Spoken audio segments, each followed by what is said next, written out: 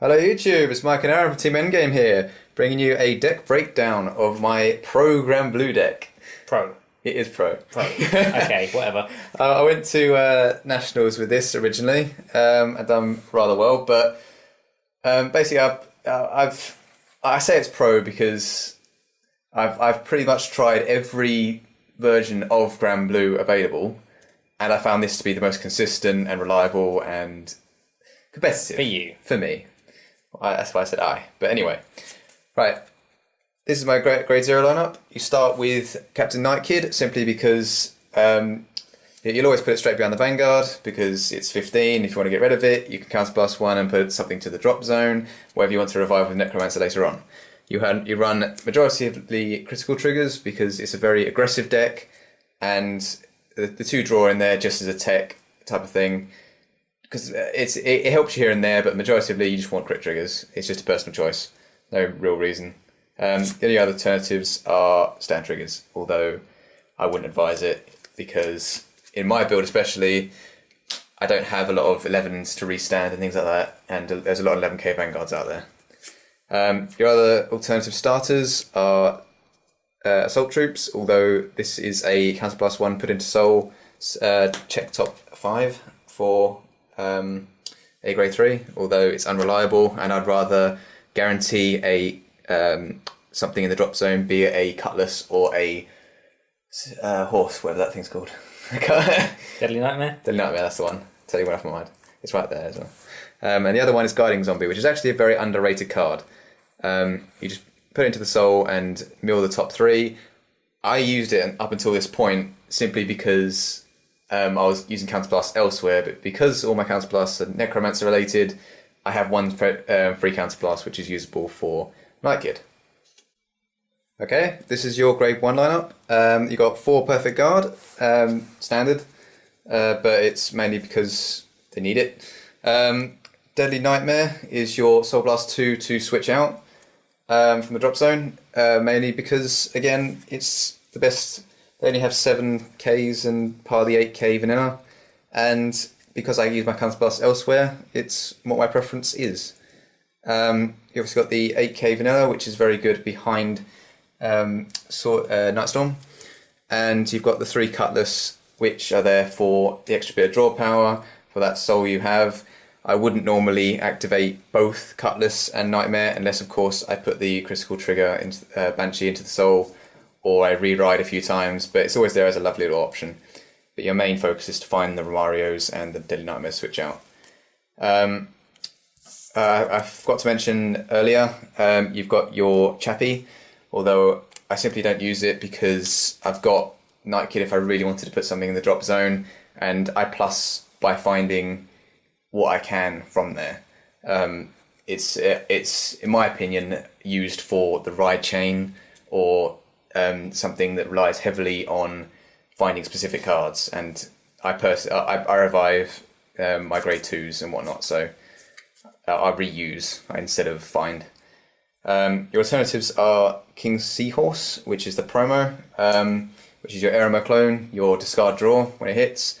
It's a nice booster alternative, but I love to have it behind the Vanguard, and for consistency purposes, I always put Nightkid behind the Vanguard, and if anything, anything can go there really. And because they're low hitters, and the way cross rides are out, there's a lot of 11Ks, you need your 7 and 8Ks. 6K just doesn't cut it, although Cutlass is there because it's a draw power, and it gets you out of situations. Dragon Spirit, again, it's 6K. It's specific behind the Vanguard, and because I have Nightkid behind the Vanguard all the time, I wouldn't drop it behind the rear guard. I would never ride Necromancer as a drop Necromancer as a rear guard. I'd always re-ride to use the effect or use it as perfect guard fodder, simply because of my playstyle, which I'll explain in grade 2s. Evil Shade, again, is a specific Vanguard booster. Because I mill with Ruin Shade, and if I need to search for something, I'd use Nightkid. I don't like the idea of milling triggers and whatnot. But again, it's just the way I play. And Samurai Spirit I can't use because of the counterblast issues with Necromancer and Nightkid, because they're specifically for them. And your grade 2 lineup is 4 Ruin Shade. Because of its milling capabilities and the fact it hits 11 is just...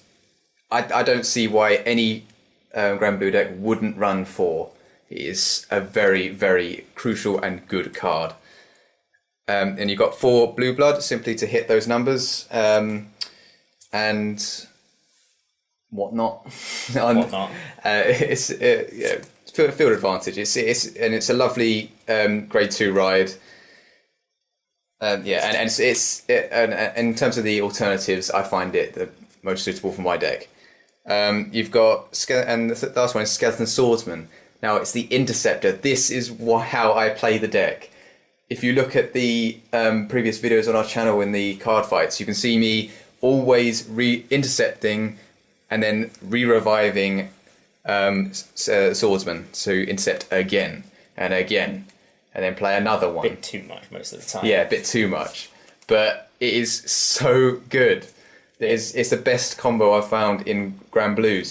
It's the best thing I find they can do. It effectively turns his grade 3 into a 10k guard. And an attack. So yeah. Before I used the Ride Chain grade 2, which is the Skeleton Demon World Knight. But again, as I mentioned before, it's a Chappie based build in my opinion. And also, it's very. Even though I used it at Nationals, I get when someone superior rode a Zell, which I found lovely, because they need to be ahead of you in grades. It's still very reliant on who goes first and whatnot, and you don't always have it in the drop zone. But it is a nice build, but I just prefer this one. You've got the damage on flipper, which is the chef, but it's threat on the Vanguard, admittedly. And it may allow you to rewrite Necromancer, but who's going to find, except for me, in some games, more than 2 Necromancers in a game? I'd have no reason to unflip damage. The only reason it would be is to get an early Necromancer off because I used Night Kid, but majority of the time I'm not going to get rid of Night Kid, unless of course I have an alternative in my hand, or I swap it out for Deadly Nightmare. And the last one is the soul blasting version of Deadly Nightmare, Deadly Spirit, which is grade 2. I don't have the soul for it. That's pretty much the main issue I was having there. And finally, the grade 3 lineup, which is your 4 Necromancer, because it's your main Vanguard and you need to find it pretty much to win. And your rear guard, which is Night Storm, which is hitting those cross rides, those 10k Vanguards for that 20k column, so you end up going 20k across the board. It's mostly efficient, obviously, against a 10k Vanguard, but it's the best, in my opinion, alternative grade 3 wise. A lot of people use Deadly Swordmaster, which is your 11k. I'd much rather get a Necromancer off or have a 12k Swinger as a rear guard, because that's the focus of my build. Although it's a bit more of a defensive way of doing things, the only way I'd ever run it is if I was running Necromal, which is your Necromancer equivalent for the rear guard, but it's only 8k. You counterblast 2 to revive something. But in fact it's very weak and it's very risky. The fact I only ran 7 grade 3s puts me at a massive disadvantage if I were to ride it. So, yeah, the only reason I'd run Necromal is in a different build. Also, with Swordmaster, it is a ride chain type advanced summon. From the drop zone. Superior ride. Whoa, too many phrases.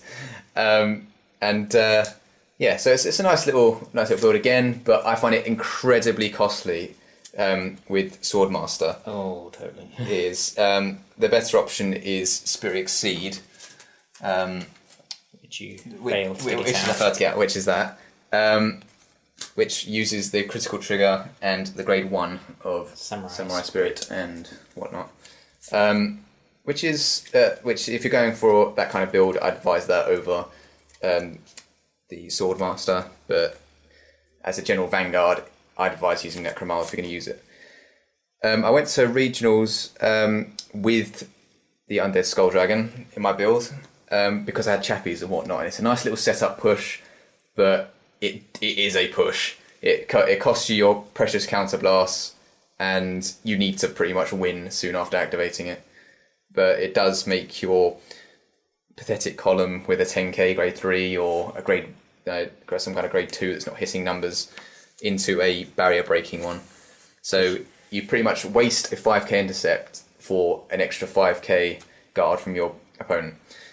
And finally, you've got Thanatos, which is, in my opinion, in a stand trigger build.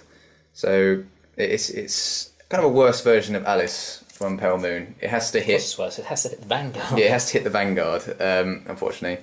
But it does switch out with something from your drop zone, which is a nice little effect, but... But it's so much better if it just hit anything. Yeah, if it hit anything, that'd be amazing. But it's in a stand blue build. Okay guys, that was my Granblue deck breakdown. Thank you guys for listening. Feel free to like, comment and subscribe, and check out our new Facebook page, which is hopefully gaining popularity. We'll keep you informed of the activities on the YouTube page, and hopefully get you some discussions done in the future. And I'll catch you guys later.